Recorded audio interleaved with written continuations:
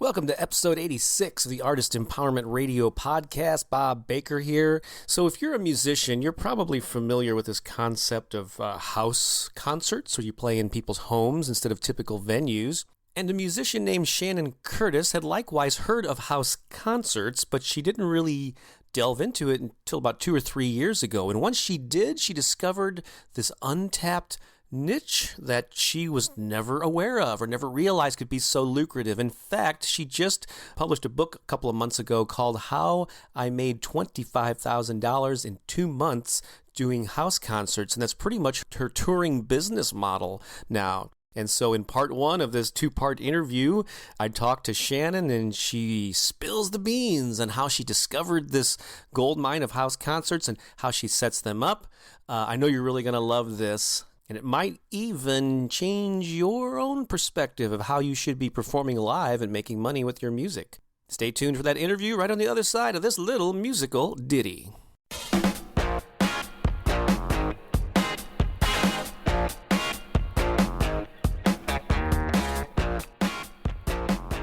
Thanks again for tuning into Artist Empowerment Radio, and I know you're going to enjoy this interview because on Skype with me right now is the author of a new book called No Booker, No Bouncer, No Bartender, How I Made $25,000 on a 2-month house concert tour, and how you can too. I love that title. So I'm talking about the author of that is Shannon Curtis. So hi Shannon, how are you?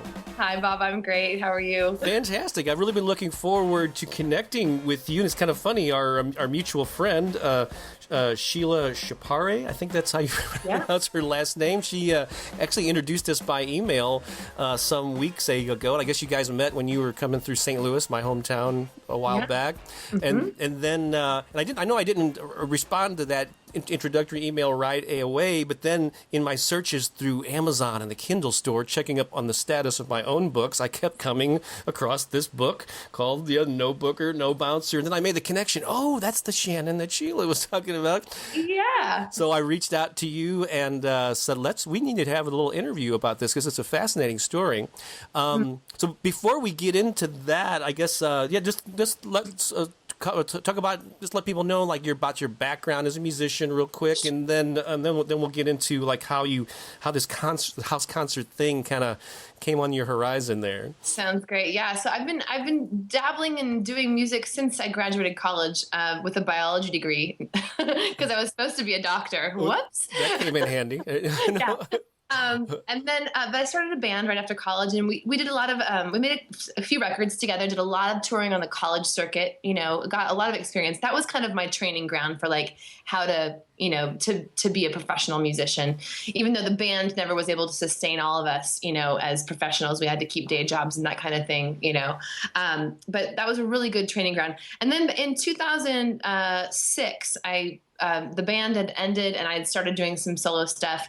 And because I was now a solo artist, I did a lot more touring. I got in my Volkswagen Jetta and I drove laps around the country doing coffee houses and clubs. And actually I was doing college campuses as well and using the funds from those well-paying college gigs to sort of tour support myself to get out around the country and try to build a fan base in the big, major markets, because that's what you're supposed to do, right? Right, tour and live the dream, and you got to go to where the people are. And you mentioned that Jetta a couple. I know you mentioned it just now. Yeah. I know it's in your book. You should get a sponsorship from them. Totally, I need to work on that. Do you know people at Volkswagen? I don't know that, but it just occurred to me. But so cool. I think that's really smart because I think there's a lot of musicians that maybe initially have this idea about having a band, and I have to admit, I played in a lot of bands over the years, and there is something to be said for that full, having the drums and the bass and everything, the full production. But I think a lot of musicians get so stuck in that tunnel vision that they don't think about, I could do this probably more effectively, more profitably as a solo or a duo, and you came to that conclusion too, right? Right. Exactly. And, and I was just out there trying to, do it like I had been told you're supposed to do it. Get into the clubs, return to those cities as often as you can, build a fan base, it'll grow. And so in that spirit, back in 2011, I decided I was going to really focus my energy on the West Coast because I'm based in Los Angeles. And I was going to really double down on that whole idea of going back to these cities and build a fan base. And so I had planned to do 5 months of touring on the West Coast, where I was going to hit 5 West Coast cities once a month for 5 months. So we were going to do Seattle, Portland, Sacramento, because I have a fan base there, San Francisco, and Los Angeles, once a month for 5 months. And we were just going to hit it hard and just, go for it. The idea being that we would have a bigger crowd each time. And, that's how it's supposed to work, right? Right. Well, right before we left for that 5-month adventure, a fan of mine in San Diego had sent me a Facebook message, and she's like, "You haven't played in San Diego in a while. You should come play here. You can play in my living room, and we could take donations for the show." And I was like, all right. Like it was one of those things that, like, I figured, well, at least I'll make gas money. It could be fun. Let's go do it. Right. So we went down there, and I had an amazing experience. This was, there was the kind of energy in the room performing that every performer dreams of. Everyone was hanging on every word. I could feel this give and take, experience happening in this room. People were really moved. They were really engaged. It was just a lot of fun. And so that was really interesting. What was even more interesting is that we left with way more than gas money, that people were super generous in the donations. And so this kind of like light bulb went off of like, well, we've been booking these club shows on the West Coast, and our big plan on the weekends to maximize turnout. So why don't we book some more house concerts sort of as filler dates, to keep us busy on the road and not sitting idle. And so we were booking these house concerts up and down the West Coast as filler dates on my club tour.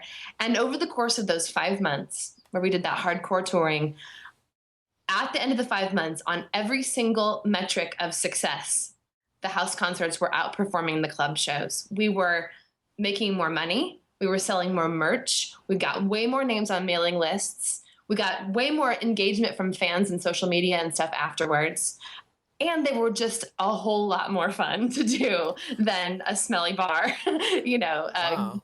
gig was. That is awesome, because usually there's a trade-off that takes place. Like I know a lot of bands over the years have discovered that, if they can tap into like the corporate gig market or something, or play at, Sure.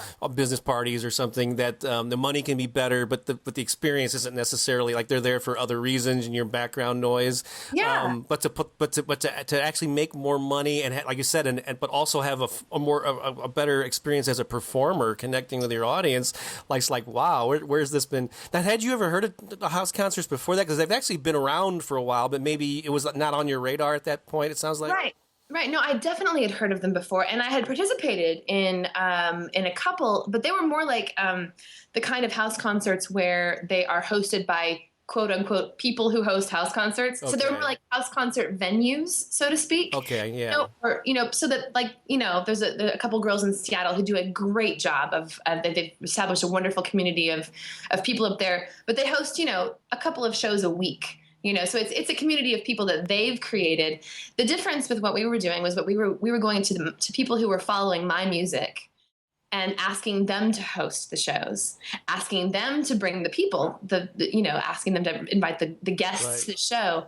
In essence, creating a new market in every place that we went. It was not tapping into the same market that other musicians have tapped into over and over and over again, but we're creating new ones. And I think that was probably one of the keys to its success for us. That's really smart, tapping into your existing fan base. I bet you this house concert concept for them was probably new to them, because they're not tapped into the music scene or what. Oh yeah. And so that was probably an exciting, wow, we could have her in our home instead of having to go to the local bar or whatever and see her. Exactly. And that's something that we hear every single night we do one of these things. Because, house concerts are not a new phenomenon. I understand that there's a long established tradition, but a lot of people haven't experienced that. It's definitely a niche community that has experienced the house concert thing. So something I hear every night we do one of these shows is, oh my gosh, this is the coolest thing I've done all year. I've never been to a concert in my friend's living room before. It's really fun to bring this like eye-opening experience to people. Right. That's fantastic. I love this, how you were already a proactive artist, but you were open to, like, sometimes our best opportunities come from unexpected places, and you just have to be open to them, Absolutely. And if you were closed-minded, you could have said, oh, I only play, venues with, these certain criteria. But you were saying, hey, what the heck? Let's just try it and see what happens. And look what look what the possibilities that it's opened up. It's true. It sounds like your whole like sort of touring business model has shifted over to this. So it sounds like, and I don't know if that's a pretty good background. If you still wanted to add anything, we can do that. But I know at some point in your book, you mentioned how you were more proactive once you realized this first concert was a success, where you then reached out to your mailing list, Facebook and Twitter followers, and said, "Hey," then you found a lot of people were interested, right, in that next tour. Yeah. So after that 5-month period of time, and we were having all this success with house concerts, it was actually my husband, Jamie, who had the first idea. He's like, well, what if we did a whole tour of only house concerts? Let's go out in the summertime and just do houses. And I'm like, well, that would be awesome. I wonder if we can get people involved. And so I I went out to my mailing list and my Facebook and Twitter and all this stuff. I'm like, okay, I have this idea. It's kind of crazy, but I need your help if it's going to work. And here's what we want to do. If you'd be open to hosting a show, here are the basic requirements. And that's the thing, the entry to the requirements to host a show, we keep pretty minimal so that it's accessible to the vast majority of people, right? Because we don't want this to be this, only people with deep pockets or huge houses can do this. So the requirements that we have is we need space to gather, and you need to bring a minimum of 20 adult friends to come, which is a sizable group, but not undoable, Right. Most people that are halfway friendly have a network of at least 20 people that will come to their house or whatever. Exactly. And, because we do it on a donation basis, there's no upfront cost to the host. So the entry for a host is really, easy. So I put this message out to my fan base. I'm like, okay, here's the basic requirements. If you're interested in hosting, and if there are enough people in your region interested in hosting, we'll come and do a show in your living room or your backyard or whatever. And we ended up that first year getting more requests than we could even handle in 2012 for the first tour. We had something like 75 requests, and we weren't even able to get to all those places that first year. And how many did you actually do? Around 50 of them? We did under 50 that first year. I can't remember the exact number, but yeah, it was a wildly successful year. I mean, we had figured out, okay, here's how much we would need to make each night to make this work. And we did a budget, and we're like, okay, this is what we need to do. And we ended up doing twice as good as that at the end of that first summer, which awesome. Was like another huge light bulb moment. Like, oh, this is an actual business model. Like, this is not just something fun and wacky we decided to do.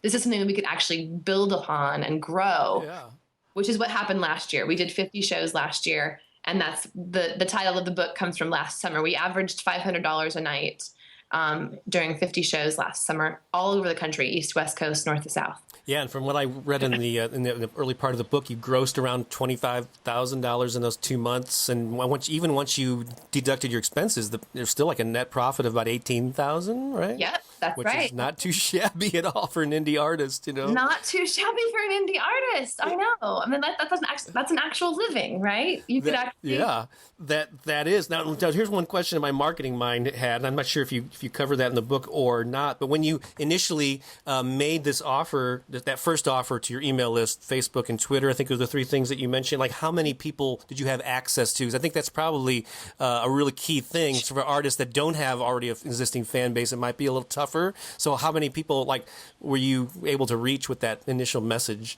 It's a great question. I want to say that my email list was somewhere around 3,000 people at that time. Okay. That's pretty healthy. Open rate on those things is like 12%, 15 if you're lucky. So I feel your pain there. Yes.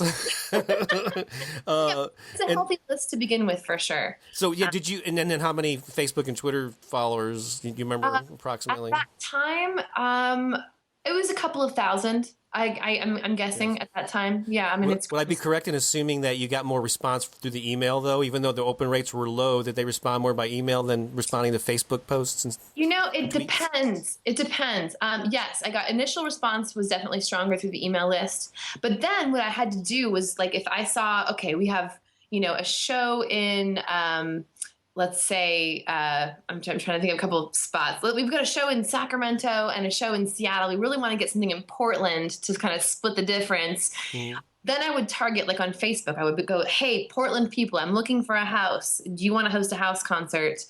So the social media actually kind of comes as, I think, more helpful as sort of a second wave. Like the initial response is definitely more mailing list.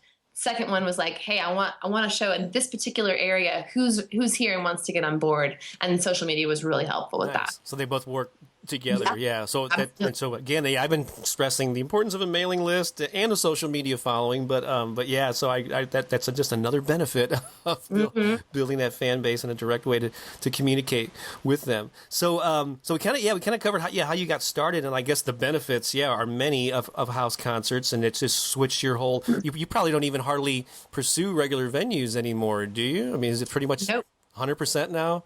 I haven't played. Okay, so with the exception of one club show that I did last year for a CD release show, I have not played in a traditional venue in 2.5 years. That's awesome. I love that. I love that. Congratulations, Shannon. Wow. I just want to applaud you. And I will do that. Here we go. I'm applauding you, right? Thank you very much.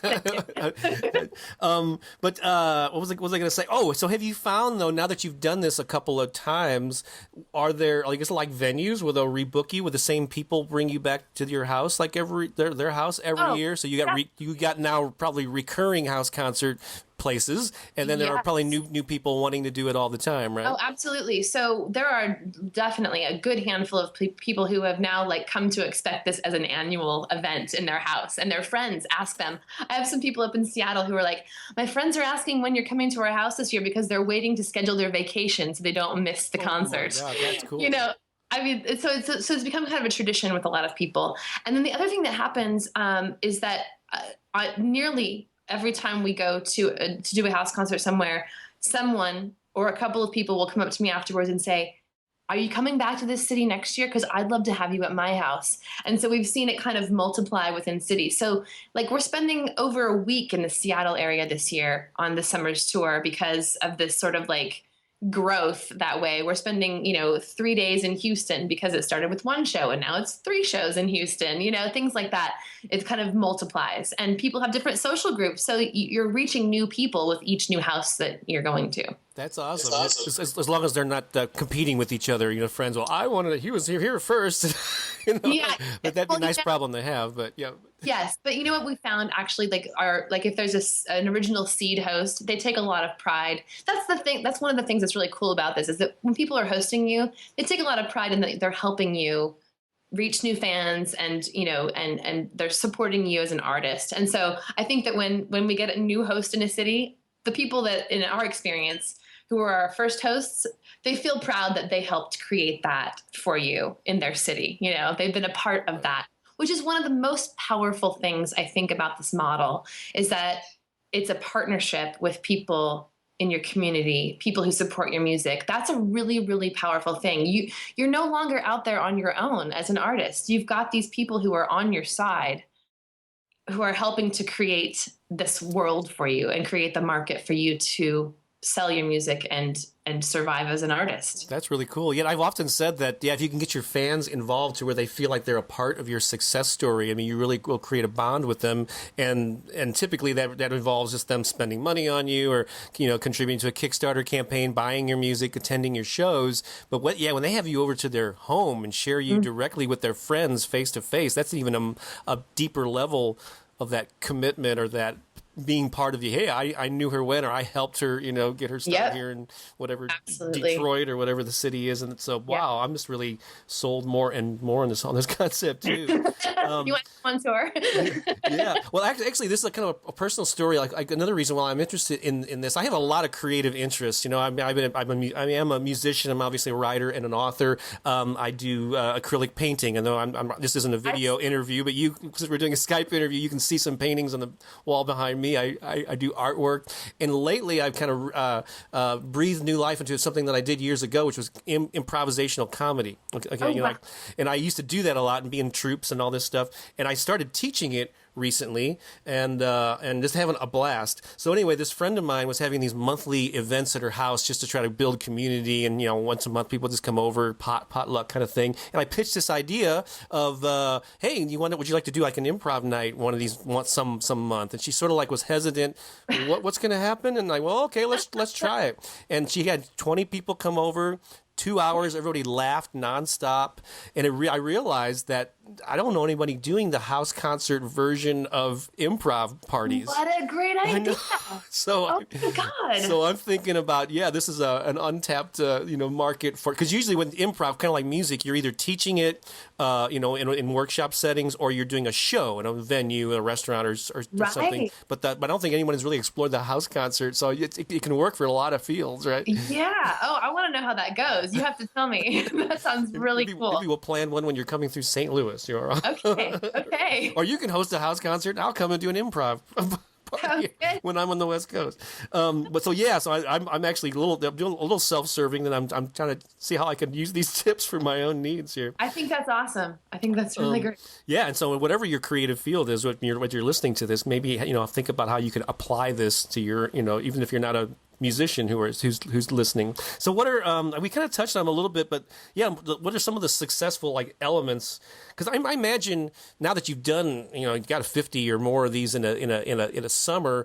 Just kind of like venues, not every house concert is created equal. They're not all home runs. So some are probably really super well attended But what are the elements of a successful house concert? Right. And that's really what the book really goes into. And I'll give you a couple of, of things here, but that's, we have done so many of these that we, I say we, because I travel with my husband. And so after every show, we're driving to the next one and we're analyzing every little detail of how can we do this better? How can we maximize this? How can we, and so that's the level of detail that's in the book.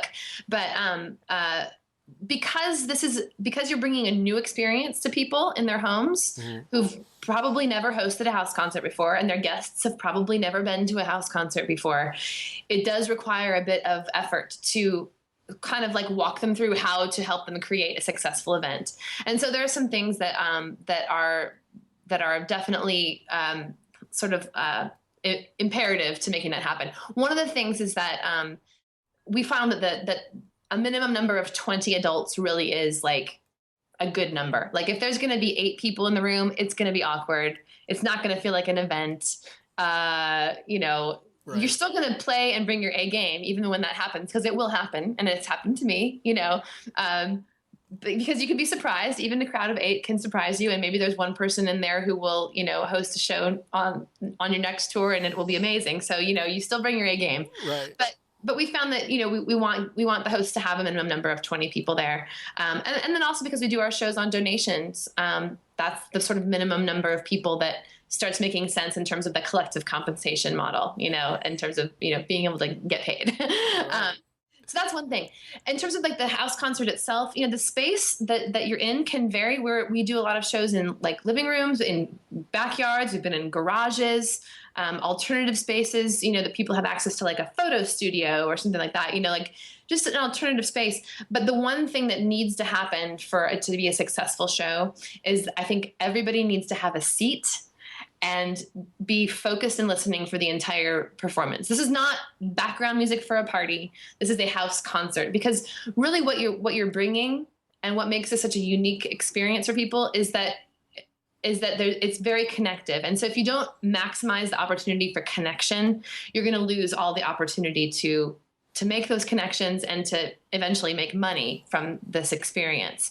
And so a seated audience is really, really important. And to communicate this, I think people think, oh yeah, we'll have you over for a house party. And I'm always so it's not a house party, it's a house concert. Right.